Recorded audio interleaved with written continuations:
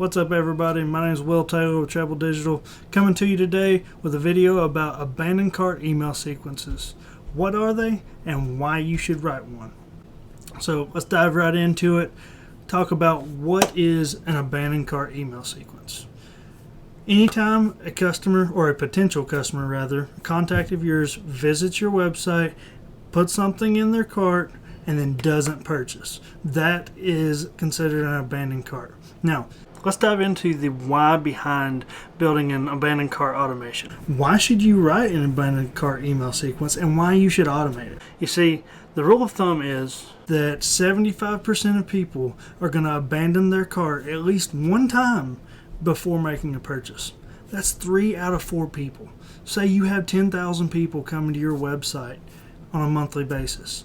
That's 7,500 people that have shown interest, have placed an item in their cart, and then walked away without making a purchase. Let's take that a step further and look at open rates. So a good example here is e-commerce. The average open rate for any email sequence in e-commerce is 15%. That's just kind of the rule of thumb, the black book of metrics here. 15%. Abandoned cart emails get opened 45% of the time. That's 3 times the average open rate. That's nearly 3,400 people. 3,400 people that open your email. Not only are you getting in front of that customer again, but you are improving your sender ranking dramatically by having that many people open your email. Another step further is your click-through rate. So we already talked about the average open rate for e-commerce is 15%. It's unbelievable that an abandoned cart email sequence has an average click-through rate, meaning they opened your email, but then they actually clicked on your call to action and returned to their cart, of 21%. That's 6% higher than your average open rate on any other email type. But we're here to talk about money.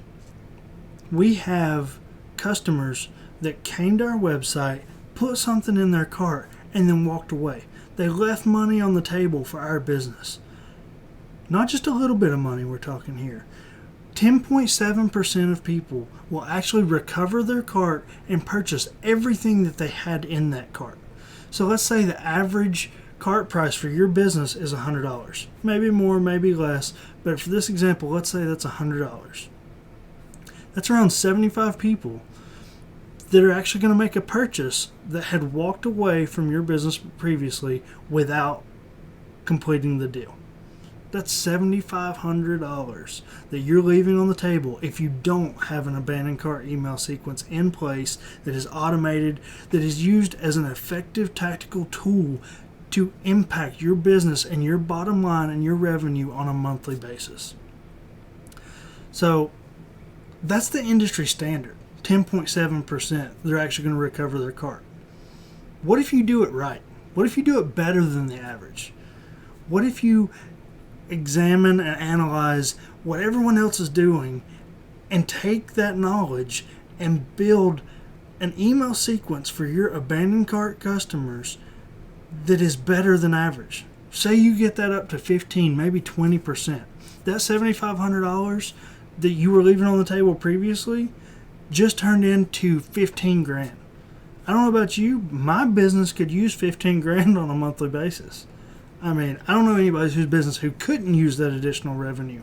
But if you think about that over time, 15 grand month after month, even if it's 5 grand, 10 grand, for a larger scale, what if it's hundreds of thousands of dollars that you're leaving on the table every single month? That is lost opportunity, lost money that you could be putting in your bank account.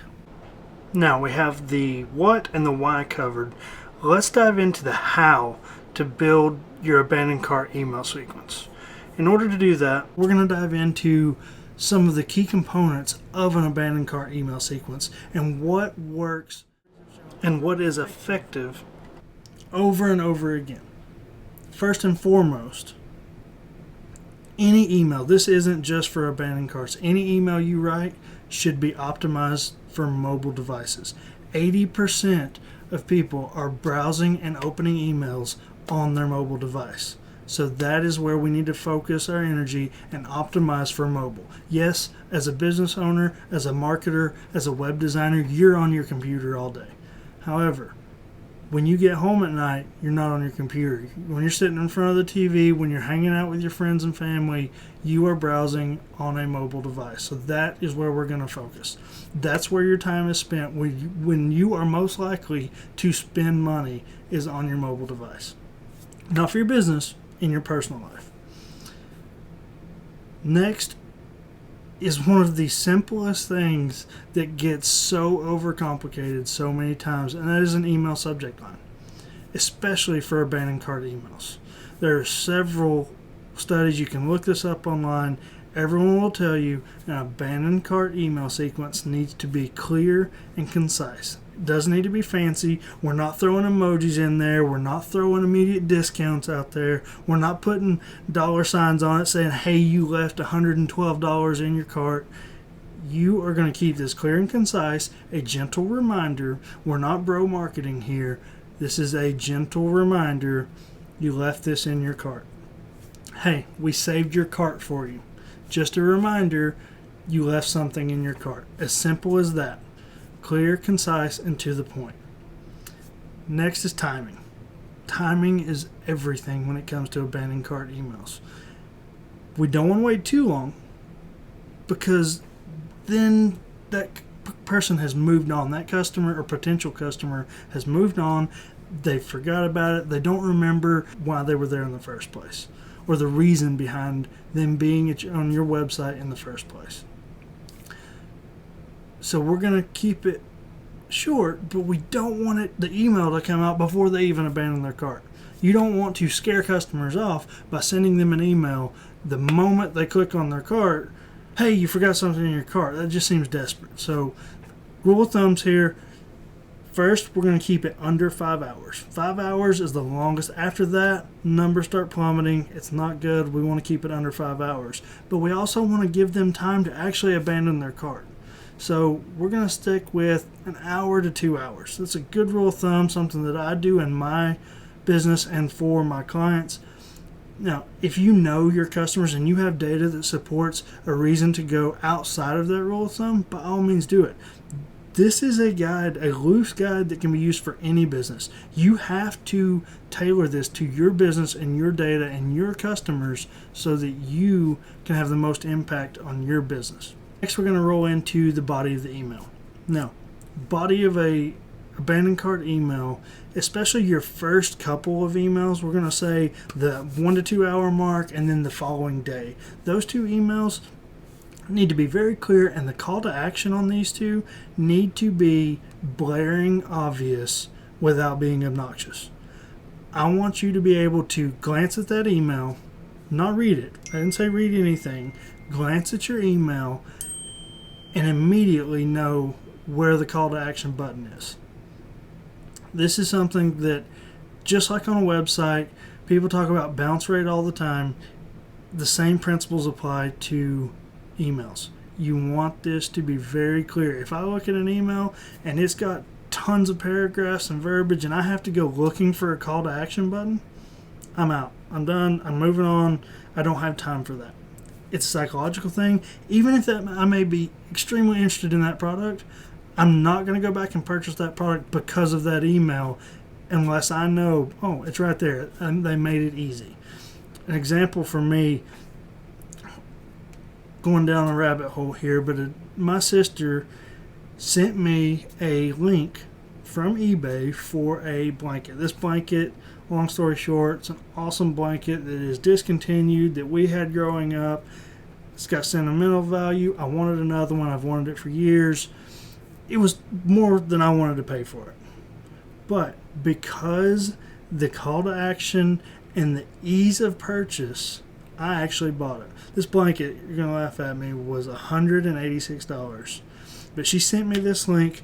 I clicked one time. There's the blanket, and then I had a button below that, pay with Apple Pay. I don't know if you have Apple or Apple Pay or not, but it is super easy. 1 click and 2 clicks on the button on the side, and that blanket was on its way. Now, if I had took the time to think about that more, I probably wouldn't have made the purchase. but it was so easy. It was so clear that boom, right there it is. I didn't even have to think about it. I had purchased it before I even realized what I was doing. Next, we're going to move into the pictures. Okay, so again, same example with the blanket here. A picture's worth 1,000 words. If I hadn't seen the picture, I don't know that I would have purchased it. It's an ugly blanket, but I knew from the picture that it was the exact type of blanket that I was looking for. If I had opened the email and it had 4 paragraphs about Beacon blankets and the history and why they're discontinued, I would have been gone. My mind would have been elsewhere. I would have bounced. I'd have been done with it. But because they had a picture, again, a picture's worth 1,000 words. Give that customer a visual reminder of why they were in your cart in the first place. Show them the product that they are not going to get unless they click here to return to their cart. Then we need to create, with our follow-up emails, a sense of urgency. Now, this has to be a genuine sense of urgency. If this is a service product that you can sell 1,000,000 times and it's never going to run out of stock, it's an information-based information-based product rather, you are not going to do yourself any favors by creating a false sense of urgency. If this is a product that could potentially sell out, that you know is popular, if it is genuinely a possibility that this item could no longer be available, that is when you can create the sense of urgency. By doing that, you're going to give someone yet another reason to come back and purchase from you. As we get time dwindles on, we're going to move on to our 3rd and 4th emails here. Anything beyond 4, 5 at the most emails, the numbers drop drastically, and the effect that it has on your sender ranking isn't going to be worth it in my opinion. So I recommend sticking with 3 to 4, 5 at the most emails for an abandoned cart sequence. But as we get towards the tail end of this sequence, we're going to have to pull out some stops that we haven't in the past. You don't want to throw discounts, and I don't even like the word discounts. You don't want to increase the value of your product too much up front. You want to wait till the end. You don't want to inadvertently give someone objections that they may not have seen previously. But at this point in the game, we don't have anything to lose. We're going to try to address some objections. I'm talking a frequently asked questions section here. Again, clean, clear, to the point, 3 to 5 questions at the most.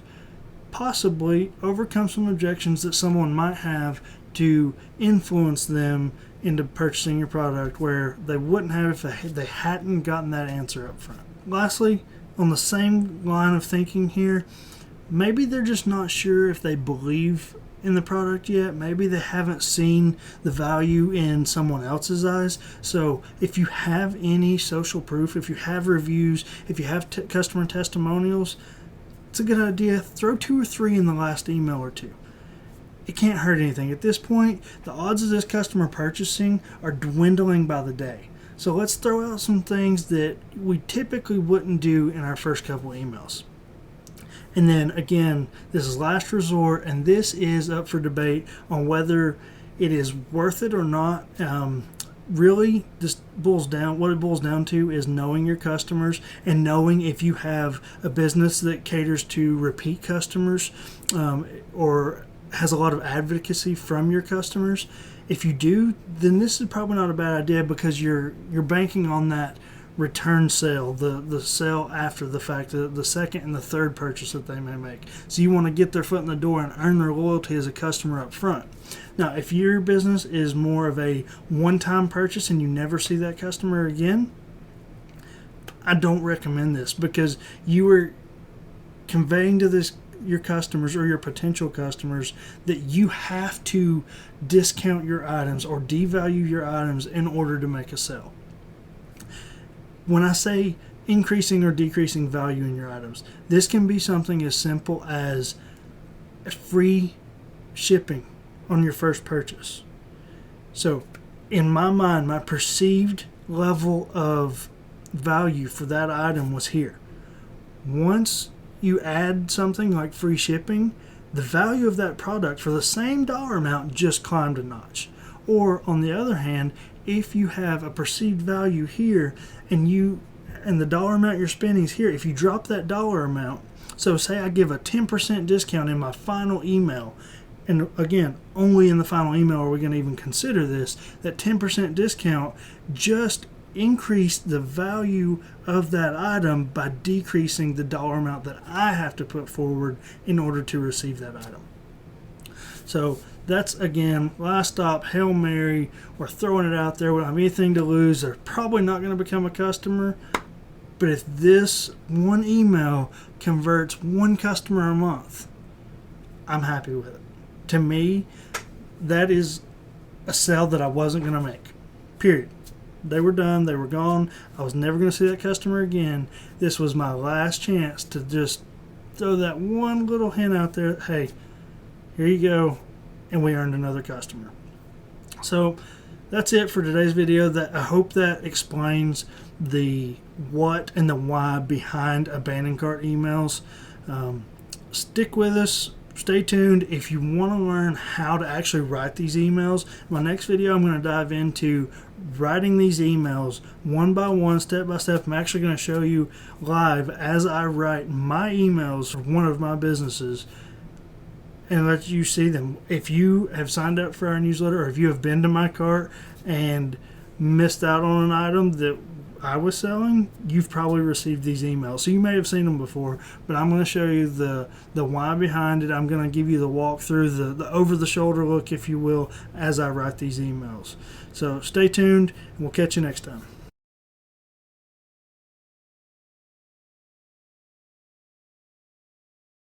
My name is Will Taylor with Trebl Digital. I hope you enjoyed this video. Leave us some comments below. Let us know what you want to see next. In the meantime, smash that like and subscribe button. Follow us over on Facebook and Twitter at Trebl Digital. As always, my goal is to help you enjoy your time because life's too short not to.